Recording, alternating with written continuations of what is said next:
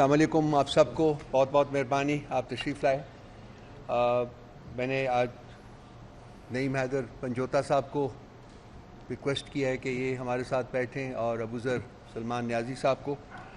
یہ آپ کو کچھ کیسز کے بارے میں جو ہو رہا ہے، جو تماشے ہو رہے ہیں، ان کے بارے میں آپ کو بتائیں گے۔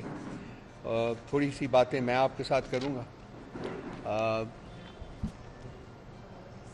خان صاحب جن حالات میں جیل میں ہیں پچھلے 9 مہینے سے، وہ تو آپ سب کو میرا خیال پتہ ہے۔ مجھے نہیں پتا کہ آپ میں سے کتنے لوگوں نے ان کو وزٹ کیا ہے اور ایکچولی دیکھا ہے جن حالات میں ان کو رکھا گیا ہے، لیکن وہ مرد مجاہد اسٹیڈ فسٹ رہا ہے، ڈٹا ہوا تھا، ڈٹا ہوا ہے، اور اس نے کسی قسم کی کوئی فیسلٹی جو ہے وہ ان سے ڈیمانڈ نہیں کی ہے۔ کوئی اس کے پلیٹلیٹ سلو نہیں ہوئے، کوئی اس کے بیک میں درد نہیں ہوئی، کوئی اور کوئی پرابلم نہیں ہوا، لیکن ان کو جو بیسک ان کا رائٹ ہے facilities as a prisoner, particularly a prisoner of conscience, وہ بھی ان کو فیسلٹیز جو ہیں وہ نہیں دی جا رہی۔ جی آواز اونچی کر۔ اچھا جی، اچھا،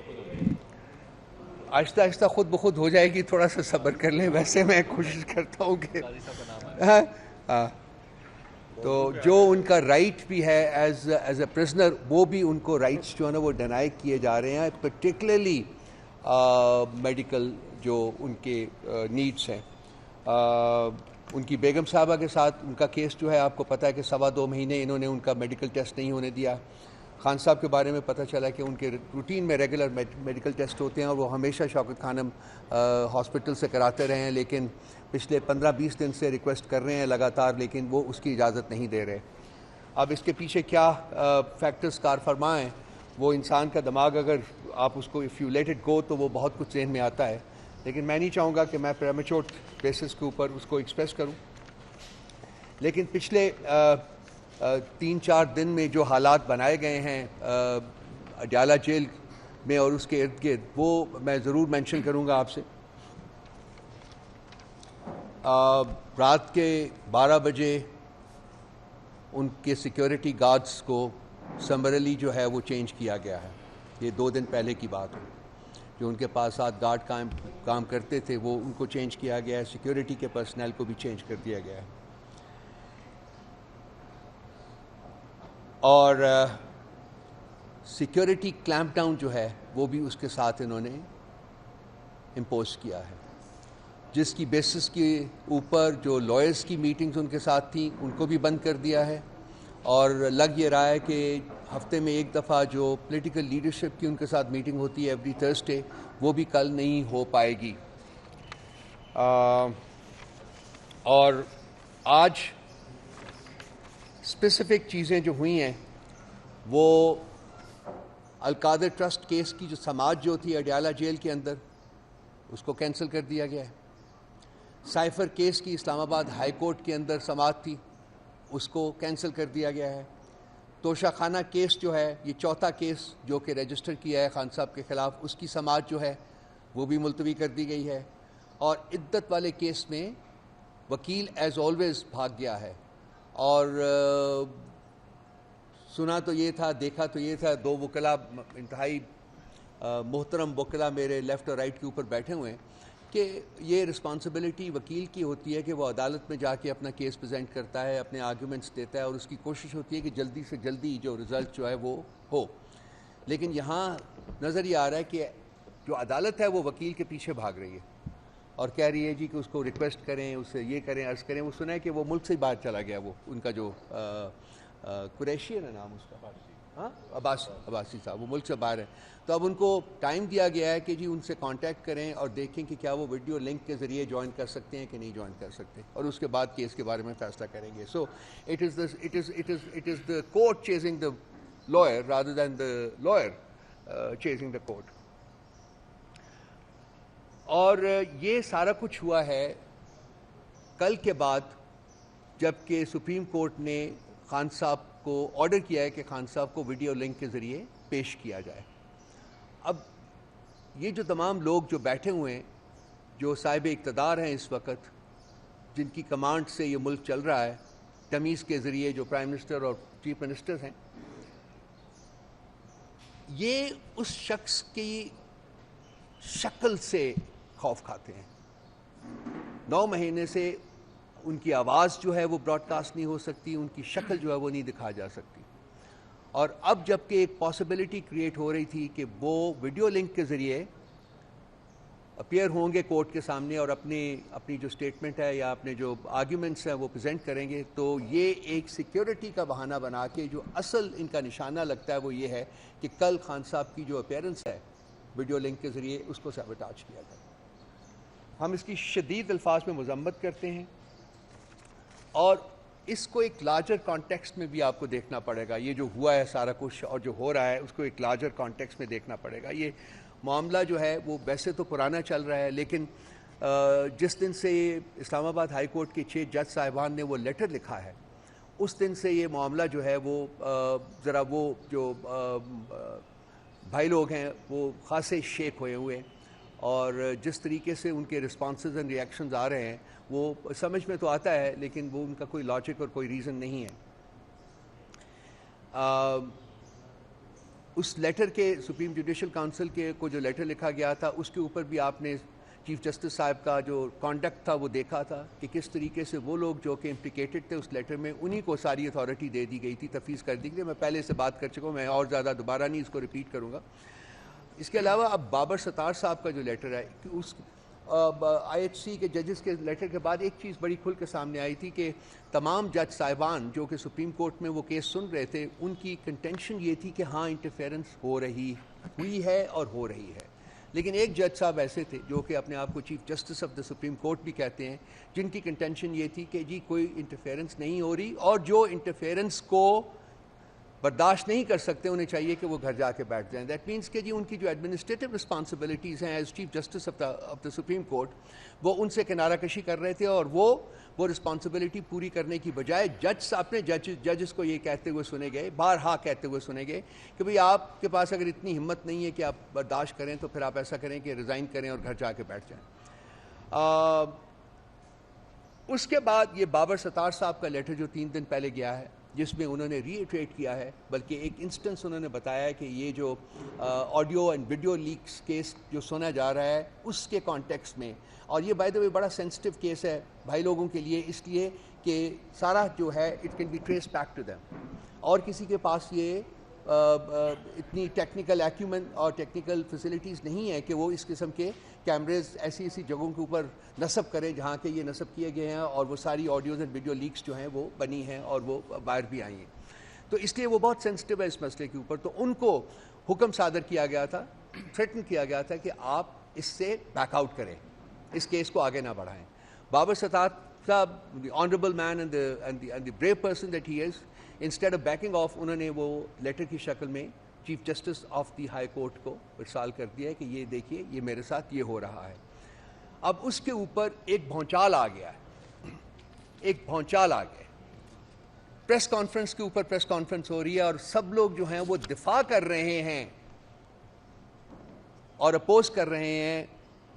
بابر ستار صاحب کو, بلکہ یہاں تک کہہ رہے ہیں کہ جی ان کا جو کانٹینٹس ہیں ان کے لیٹر کے وہ جھوٹ, وہ سچ نہیں ہے.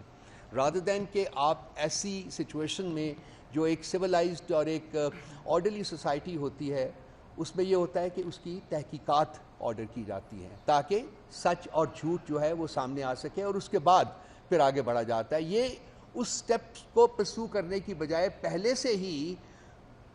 بابر ستار صاحب کو جھوٹا قرار دینے کی کوشش کر رہے ہیں, بالکل ویسے ہی جیسے جناب chief justice of the supreme court صاحب نے 2 یا 3 دن پہلے پروسیڈنگز ہو رہی تھی تو اس کے درمیان انہیں آؤٹ آف دا بلو کہا جی کہ جو جیسے کمشنر صاحب نے جھوٹ بولا تھا. اب آپ سب سارے دوست یہاں بیٹھے ہوئے ہیں, مجھے بتائیے کہ کیا کمشنر صاحب کی سٹیٹمنٹ جب انہوں نے دی تھی اس کے بعد کمشنر صاحب کہاں ہیں؟ کیا وہ پبلک لائف میں ہیں یا غائب کر دیے گئے ہیں؟ 2 مہینے سے زیادہ ہو گئے غائب کیے گئے ہیں, کڈنیپ ہوئے ہیں. کیا ان کے ساتھ بیت رہی ہے مجھے نہیں پتا, آئی ایم شیور کہ آپ کو بھی نہیں پتا ہوگا. اچھا, اس کو یاد دین کہ جی اس کی سٹیٹمنٹ کی بھی تحقیقات کریں. On the face of it ان کو کہہ رہے جی کہ وہ جھوٹ بول رہا ہے. اب کسی چیف جسٹس کے عہدے تک پہنچے ہوئے شخص سے اس قسم کی گفتگو کی آپ امید نہیں کرتے ہیں. کہ وہ بغیر تحقیق کے، بغیر انویسٹیگیشن کے کسی بھی شخص کو جھوٹا قرار دے دیں،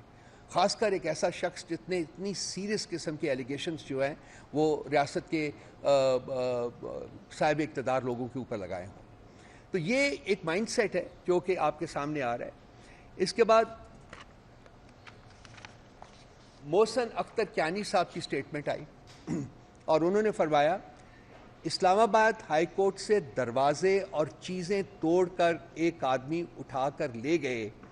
جو کچھ اس ہائی کورٹ کے اندر ہوا ہم تو اس کی بھی انکوائری نہیں کرا سکتے، سٹنگ جج صاحب۔ اس کے بعد جسٹس طارق محمد جہانگیری صاحب کی سٹیٹمنٹ آئی، انہوں نے فرمایا، اور یہ بہت سننے والی سٹیٹمنٹ ہے، آپ جج بنتے ہیں عزت کے لیے، ورنہ ججز کو کوئی آزادی حاصل نہیں، یہاں ہر چیز ججز کی مینج ہو رہی ہے، ریکارڈ ہو رہی ہے، ججز قیدی بنے ہوئے ہیں۔ یہ بھی سٹیٹمنٹ آئی۔ بابر ستار صاحب کے خلاف جو سوشل میڈیا کے اوپر جو کیمپین چلائی گئی، آئی ایم شیور کہ آپ اس سے کلیتاً آگاہ ہوں گے، مجھے اس کو ریپیٹ کرنے کی ضرورت نہیں ہے۔ اور اس کے ساتھ چونکہ ہمارے بہت سارے پٹیشنز جو ہیں وہ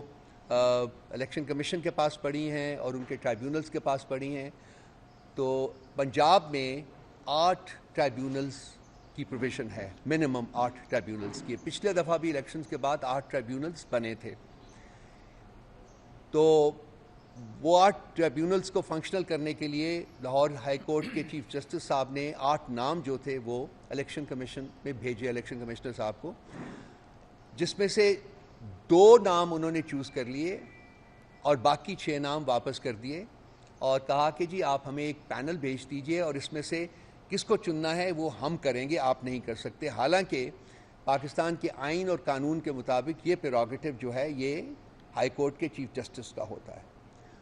اب اگر ان 2 ججز کی سلیکشن کے اوپر نظر دوڑائی جائے تو اگر آپ خود بھی جا کے ایک آبجیکٹو نگاہ ڈالیں تو آپ کو پتہ چلے گا کہ ان میں سے سب سے زیادہ کنٹروورشل جو ججز تھے وہ وہی 2 تھے جن کو پک کیا گیا، اور باقی 6 جج صاحبان جو ہیں وہ by and large fair minded independent ججز کے طور کے اوپر پہچانے جاتے ہیں۔ تو اس سے بھی جو ان کی انٹینشنز ہیں وہ بالکل سامنے آتی ہیں کہ کس طریقے سے وہ ہر چیز کو مینیپولیٹ کرنا چاہتے ہیں اپنی پسند کی ججمنٹس حاصل کرنے کے لیے۔ یہ سب کچھ ہو رہا تھا، اور کل اور آج کی جو پریس کانفرنسز ہوئی ہیں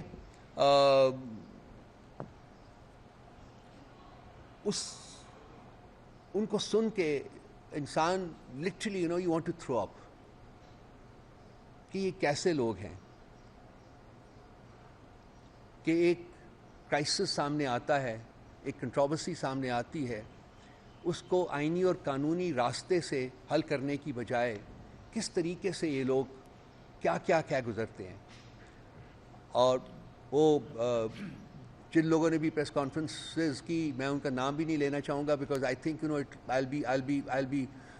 degrading myself that I take their names, because they don't deserve to be where they are, unfortunately, and that's a very frank confession. It's unfortunate کہ وہ وہاں بیٹھے ہوئے ہیں، یہ اس ملک کی بدقسمتی ہے کہ ایسے لوگ اس کے اوپر حکمران ہیں اس وقت۔ بہر صورت جو انہوں نے پریس کانفرنسز کی ہے، میرا خیال وہ ٹیکنیکلی تو ہمارے دوست صاحبان آپ اس کے اوپر نگاہ ڈالیں گے، لیکن میں فیل کرتا ہوں کہ اس وقت جو پاکستان، خاص کر جو آپ کی کورٹس ہیں اور جو الیکشن کمیشن ہے، یہ ان کی ایک گٹ جوڑ، کلوز گٹ جوڑ ہے، اور یہ آپس میں مل کے کام کر رہے ہیں تاکہ الیکٹورل پروسیس ہو یا قانونی تقاضے ہوں،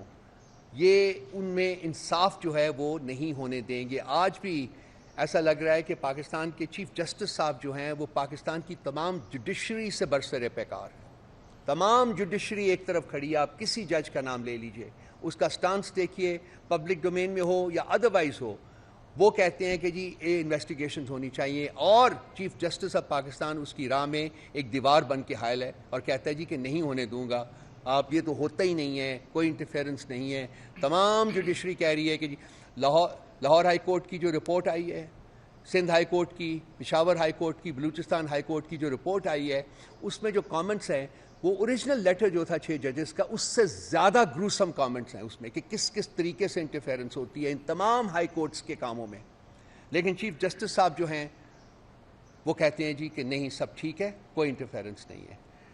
سو میں یہ جو چیف جسٹس آف پاکستان اور chief election commissioner of Pakistan ہیں, they make the twin menace that Pakistan is today faced with. یہ ٹوین مینس ہے جو کہ پاکستان کے آئین, قانون اور اخلاقیات کی دھجیاں اڑا رہے ہیں آن اے ڈیلی بیسس. اور اگر ہم نے ایک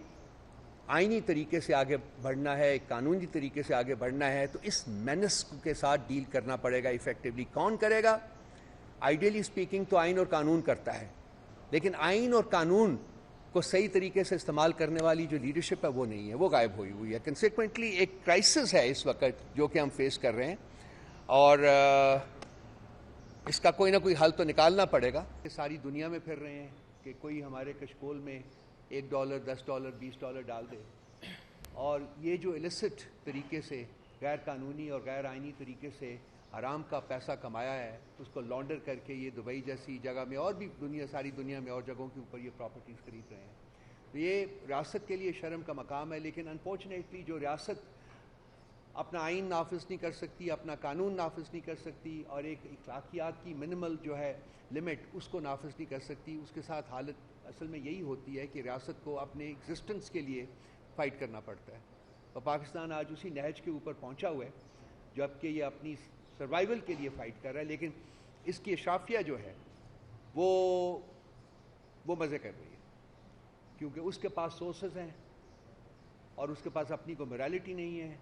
اور وہ ابو لا اینڈ ایوری تھنگ ایلس ہیں. اس لیے وہ جب چاہتے ہیں جیسے چاہتے ہیں پیسہ بناتے ہیں, اس کو غلط طریقے سے لانڈر کرتے ہیں, دوسرے ملکوں میں بیچتے ہیں اور وہاں لیوش پراپرٹیز خریدتے ہیں جو کہ پھر ان کی اور ان کے اولادوں کے کام آتا ہے. تو یہ جہاں ایک لمحہ تشویش تو رہا ہے یہ عرصہ دراز سے, میرا خیال ہے کہ یہ ہمارے لیے سب لوگوں کے لیے سٹیزنز آف دس کنٹری شرم کا مقام بھی ہے کہ ہم جانتے ہوئے بھی اپنی آواز نہیں اٹھانے پا رہے کہ اس قسم کی جو حرکات ہیں وہ اپنے انجام کو پہنچیں. پازیٹیو نوٹ کے اوپر میں کنکلوڈ کرنا چاہوں گا.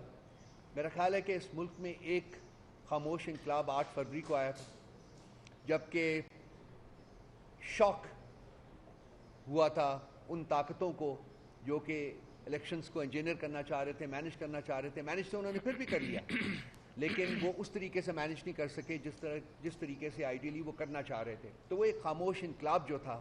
وہ آیا تھا 8 فروری کو, جبکہ اگینسٹ آڈز پاکستان تحریک انصاف کو اتنی سیٹیں ملی جتنی کہ ملی, اور اتنی اور سیٹیں جن کی بارے میں پٹیشنز ہم لوگوں نے مختلف کورٹس آف لا میں بھیجی ہوئی ہیں, اور امید کرتے ہیں کہ وہ بھی ہمیں مل جائے گی in due course of time. اور ایک خاموش انقلاب جو ہے وہ میں اب دیکھ رہا ہوں کہ اب آ رہا ہے, اور یہ اندر سے انقلاب آ رہا ہے یہ بھی, اور وہ ہے جوڈیشری میں, پاکستان کی عدلیہ میں. یہ جج صاحبان نے جو بات کرنی شروع کی ہے, اور یہ جج صاحبان نے جو سٹانس لینا شروع کیا ہے حق کے لیے, انصاف کے لیے, قانون کی سپریمیسی کے لیے, آئین کی سپریمیسی کے لیے, I think this is the best possible thing that could have happened in Pakistan. کیونکہ جب آپ عدلیہ کی تاریخ کے اوپر نظر دوڑاتے ہیں تو شاید آپ کو پاکستان کے کرپٹ انسٹیٹیوشنز میں سب سے اوپر ان کا نام جو ہے وہ رکھنا پڑے گا.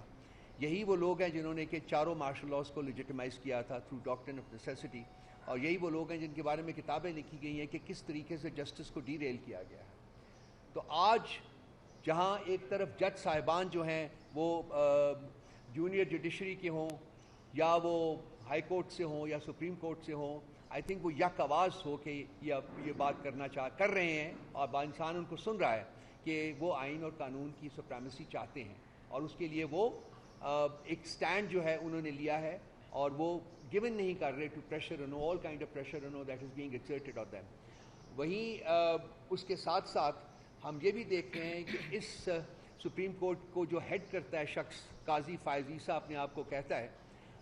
وہ اس انصاف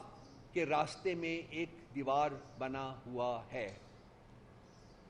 اب ہماری responsibility as a political party یہ ہے کہ ہم ان فورسز کے ساتھ کھڑے ہیں جو کہ آئین اور قانون کی سپریمیسی چاہتے ہیں, اور ہم قاضی فائز عیسیٰ جیسی شخصیات کے بارے میں اور چیف الیکشن کمشنر جیسی شخصیات کے بارے میں ہم حتی الوسع کوشش کریں گے کہ ان کی جو انٹینشنز ہیں آئین اور قانون کو جیپٹائز کرنے کی، فرسٹریٹ کرنے کی، اس کے بارے میں ہماری پولیٹیکل پارٹی پاکستان تحریک انصاف جو بھی رول پلے کر سکتی ہے وہ ہم کریں گے. وی ول گو ٹو دا لمٹ. اور ہم یہ نہیں ہونے دیں گے کہ ونس اگین جب کہ ایک اچھی فیلنگ سی ہو رہی ہے کہ جی پاکستان کی عدلیہ جو ہے وہ اپنے آپ کو آزاد کرنا چاہتی ہے اس قسم کے شکنجوں سے جو کہ جس میں وہ پچھلے 76 سال سے جکڑی رہی ہے، تو اسی عدلیہ کے اندر سے اس کا ہیڈ جو ہے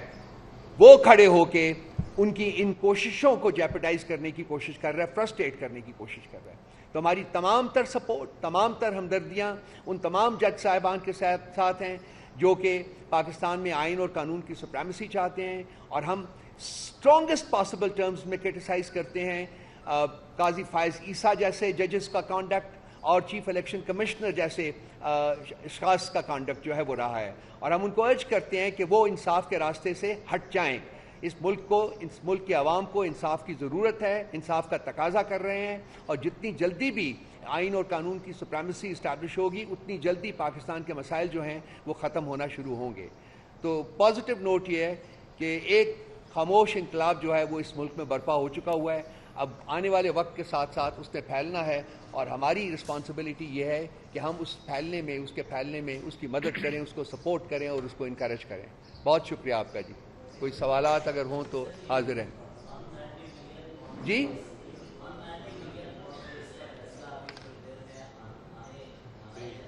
بیل کا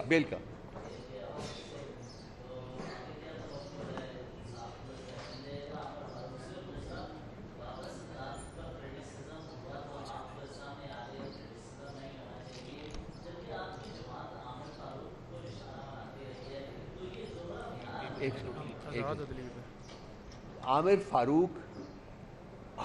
اور جسٹس بابر ستار کا نام جب ساتھ لیتے ہیں نا تو وہ بیچارہ بابر ستار جو ہے نا وہ پتہ نہیں اس کا کیا حال ہوگا. Babar Sattar is one of the fairest judges that you can come across anywhere in the world, and you have nobody who's more corrupt than the Chief Justice of Islamabad High Court. میں اس کا بھی نام نہیں لوں گا. میرے بھائی یہ عرض ہے، دونوں کو اکٹھا نہ کرو. ایک دوسرے حصے کا جواب چیز ہے، ہم بیٹھ کے ججز کو تھریٹ نہیں کر رہے، ہم ان کے فیصلوں کو اور the way they adopt the procedure اس کو کرٹیسائز کر رہے ہیں. ہم ان کی فیملیز کے بارے میں بات نہیں کر رہے، نہ ان کی فیملی کی ڈیٹیلز لیک کر رہے ہیں میڈیا پہ، نہ ان کو ڈرا رہے ہیں، نہ دھمکا رہے ہیں. تو ہماری صرف اپروچ ہے ریگارڈنگ ججمنٹس جو ہیں ان کو ہم لوگ، ہمارا حق ہے، ہم اختلاف کر سکتے ہیں، لیکن ہم نے ججمنٹس مانی. ہمیں بلے والے جو سمپل گیا اس سے بھی اختلاف ہے، ہم سمجھتے ہیں وہ بہت بری ججمنٹ ہے، لیکن ہم نے مانا اس ججمنٹ کو. لیکن حق تو ہے ہمارا کرٹیسائز کرنے کا، ہم وہ کرٹیسائز کر سکتے ہیں، لیکن ہم کسی ایک سیکنڈ بھائی، ایک سیکنڈ اس سے پہلے ہاتھ کھڑا کیا ہو. اب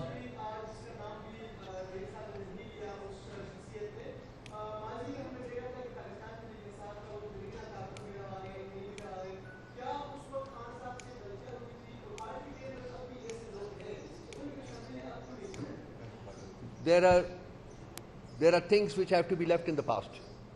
آگے بڑھنا ہوتا ہے.